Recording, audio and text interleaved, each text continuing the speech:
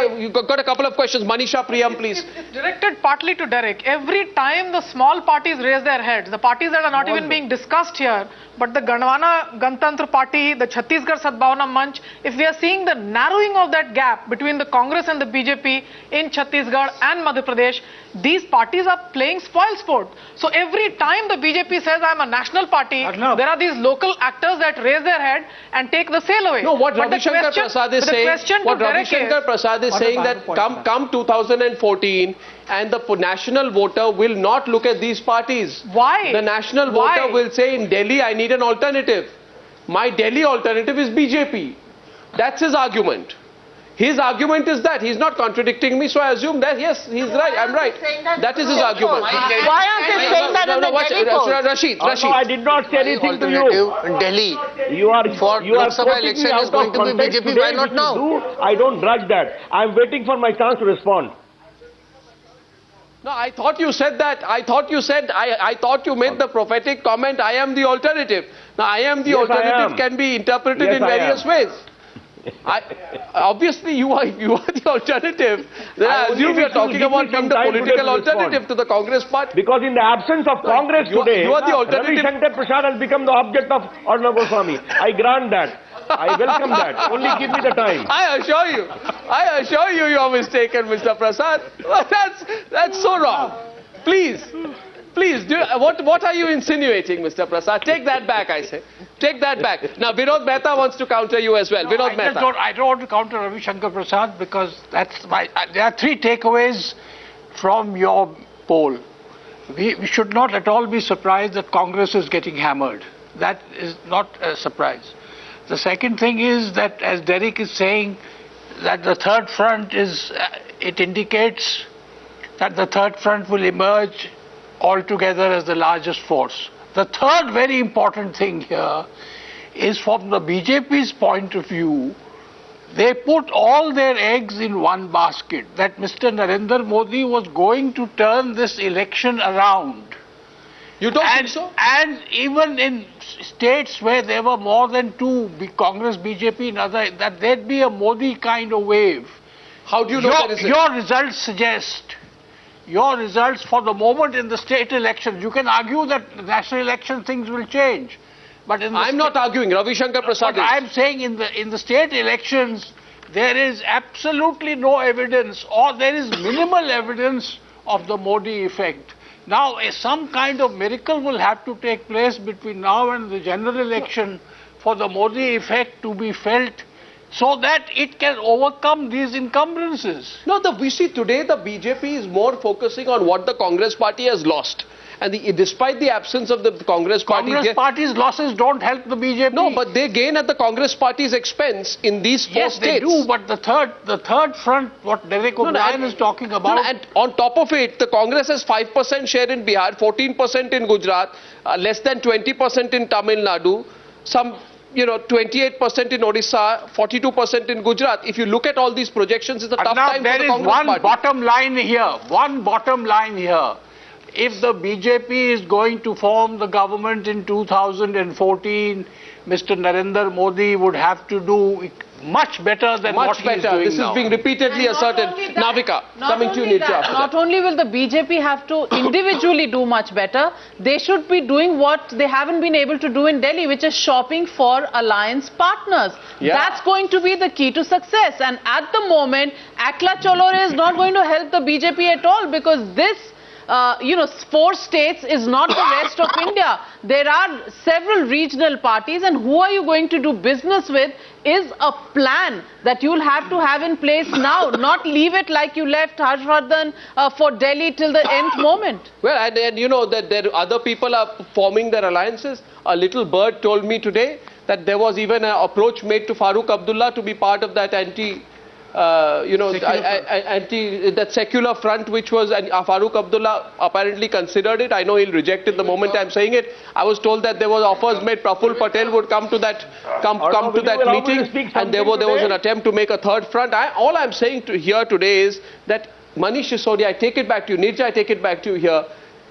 Is India Rahul Gandhi versus Narendra Modi contest? I know the media is guilty of projecting it much in that way if you look at the nature of the discussions.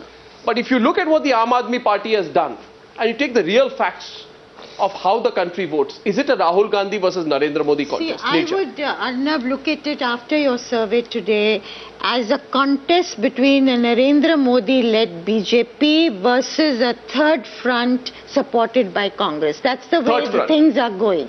You know, because these parties will try and band together and compel the Congress, a weakened Congress, Derek disagrees. to support them. Derek disagrees. I don't know why he disagrees. I thought he'd be happy with that assessment, to get the backing of the Congress to be in power in Delhi. But I wanted to ask a question to Mr. Prasad. I'll tell you what the flip to that theory is. The theory is, looking at the numbers, the theory is the Congress will not attach itself, choose who it attaches itself to, because we feel Congress will get 99 run out, and the BJP will also not choose who to attach itself with. It's the group of other parties who will then decide who they want to attach to them. There's a big difference as to who is the engine. And eventually, it's about the numbers you get. When you finish with West Bengal and Mamata Banerjee has 30 plus seats, and Jayalalitha has 30 seats in Tamil Nadu, and somebody else has 25 seats in UP, that's when you have to come with your chips to the table. Now you can talk, now it's very easy to talk and say, you know, I am an alternative, you're not an alternative, that was the alternative. But the real, you have to bring the chips to the table. You have to bring those 30 Lok Sabha seats to the table. And that's when you talk serious. You know, just looking at the national projection, if Jay can just come here, what we did here is that we were trying to project this particular projection on the national picture of 72 seats, which these four states are sending to the Lok Sabha. And what's the story that we saw there in terms of vote share? Yeah, in terms of vote share, in the Vidhan Sabha elections, the BJP's lead is just about 4%. But the same, I mean, the respondents were asked a question, whom they would vote for in the Lok Sabha, and the same respondents, actually, the trend jumped up to 14%. Okay. Now, the fact is, the Mr. same respondents. So Ravi Shankar Prasad has a point there. Has a point, but let's realize one thing. This is limited to the places where the footprint is battle Congress versus Which BJP. Which is 110 to 120 seats in India. Where the footprint is not Congress versus BJP, there's going to be a local leadership gaining ground, so that's the case for the third but the point here is, you know, if you put it at the Vidhan Sabha level, the gain of the BJP is 4% over the Congress. Yeah. If you put the same number of respondents, tell them how they'll vote at the national level, then many more will actually vote for the BJP. So yes, if you look at how many people will be sent by Madhya Pradesh, Chhattisgarh, those numbers Rajasthan will actually and Delhi, escalate for the BJP. So that will be slight. But that will be slight. 10, but again, 10, 14 absolutely. seats there. We look at the states where the Narendra Modi effect. Is that a Narendra Modi effect? Yes, there is, because the respondents were clearly asked, whom will you vote for in the Lok Sabha? Whom will you vote for in the Vidhan Sabha? So there's the question. Kya aapko dar hai? Are you afraid? No, bilkul. That at the national level, your voter may vote for Narendra Modi at the national. No, I'll just give a number for them. I'll just give a number for them. ये वाले elections के बाद जब लोग नए governance को देखेंगे, नई तरीके से, उसके बाद 6 महीने में लोग अपनी राय बदलेंगे। 2-3 महीनों में? You're saying in 2-3 months? 3-4 महीनों में लोग अपनी राय बदल लेंगे। मैं एक आपको आंकड़ा देता हूं। अगर आपके सर्वेस बता रहे हैं कि इतनी तेजी से लोग राय बदल रहे हैं अपनी, तो फिर तो 2-3 महीने में एक नई तरीके की गवर्नेंस लोग देखेंगे, नई तरीके का रूलिंग देखेंगे। लोग देख सकते हैं कि भाई एंटी करप्शन लॉज किस तरह से पास किए जा सकते हैं। हो सकता है लोग राय बदलेंगे, अपने लोगों को एंटी करप्शन और इन सब चीजों में यकीन भी होने लगेगा फिर कि कुछ हो रहा है। So can I ask you, are you also looking at a third front kind of situation at the national? National politics की अगर आप बात करें, it's a question that we have not thought so far, क्योंकि अभी हम अपने पूरे देश भर का फोकस दिल्ली में किए हुए हैं, पूरी टीम हम दिल्ली में लगाए हुए हैं, और इसके बारे में मेरे पास अभी कोई ऐसा जवाब नहीं है। Fine. Now the other question which I have for the panelists, is there a broad BJP wave emerging? One, is there a broad BJP wave emerging? Yes. Rajagopalan, Mr. Rajagopalan. Emerging, thanks to Mr. Narendra Modi. You have seen 8-9 rallies. In every rally he is changing the shift. But his focus is totally anti-Congress, Arnab. That is why he is uniting that.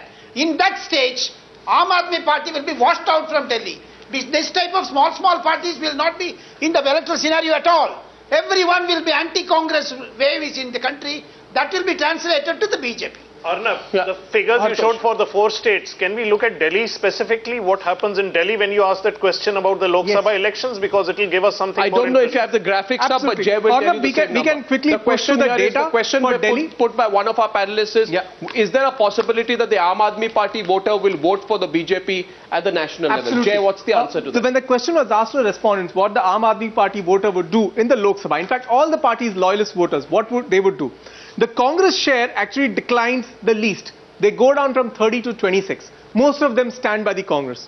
The BJP makes a quantum jump from the 32% projected today for the state election to 47%.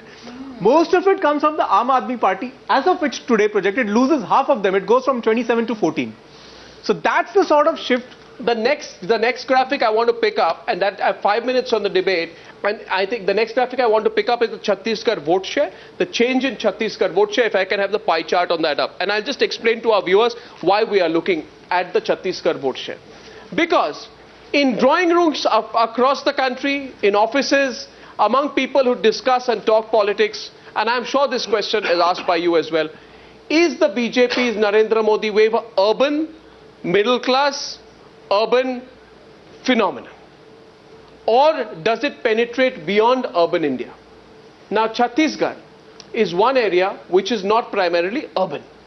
And in parts of Chhattisgarh, like Bastar, which have been the stronghold of the BJP, where 11 out of 12 MLAs sent have been from the BJP, far from there being a BJP post-Narendra Modi effect, there is a movement away from the BJP. Now, Raman Singh has a real fight on his hands out there.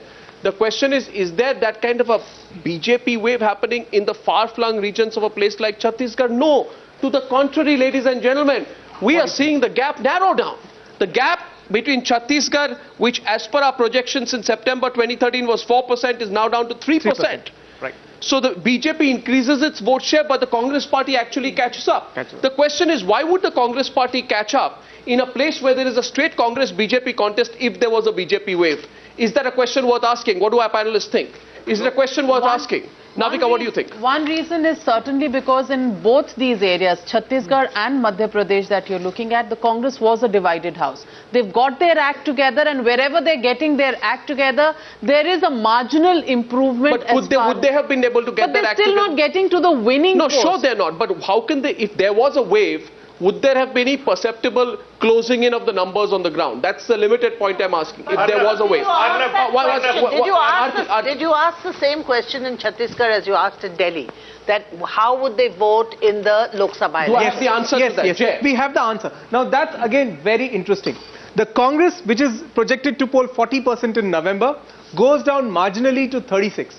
The BJP actually consolidates all the votes of the others and what is being lost by the Congress and goes up to 49. That creates a 13% vote share gap. So what we are seeing right now, would it be to say that if you take an example of a state like Chhattisgarh, there is no overwhelming, like we are not seeing any overwhelming BJP wave yet. The BJP has to do a lot of work on the ground post these elections, get a 3-1 or 4-0 verdict in these elections, and then do a lot of work on the ground to actually consolidate that kind of number. Is that possible? I have 2 more minutes on the debate. May I get my panelists in on that? Is it possible for the BJP to drum up that kind of quick support in the time that it has? What do you think? In these 4 states, yes. In these 4 states, yes. Nationally? Nationally, as we've been saying all along, across India, the fight is not necessarily between the Congress and the BJP. Not between... The BJP is clearly on the ascendant. Yeah. But is there a Modi wave? We do not see any indication yet. As of now. BJP is clearly on the ascendant. Rashid Kidwai. News for the Congress is bad, going by your survey, but it's not too bad. Because as long as Congress can restrict BJP to 2 states instead of 4, it will be a face-saving thing for the Congress. Okay, Hartosh.